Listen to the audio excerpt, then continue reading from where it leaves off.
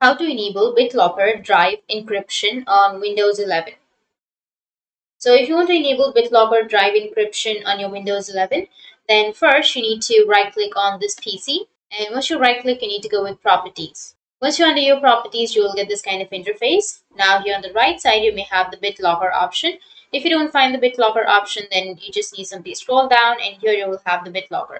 So click on BitLocker, and here as you can see that it says BitLocker is turned off, and in the other volume it's turned off, and on the next volume it's turned off. If you want to turn it on, then here you will have turn on BitLocker. You just need simply go and turn on, and it will enable BitLocker Drive Encryption on your Windows 11. In the same way, you can go with the other drive and you will also have turn on option. Or there's also another way. What you can do is just simply go with your file manager. After opening your file manager, from here you need to go with your drives and devices. Here you need to select a drive and then right click on it. Once you right click on that, you'll have an option of turn on BitLocker. You can turn it on from here also. So that's how you can enable BitLocker Drive Encryption on your Windows 11. And if you have any questions, feel free to comment below. Thanks for watching.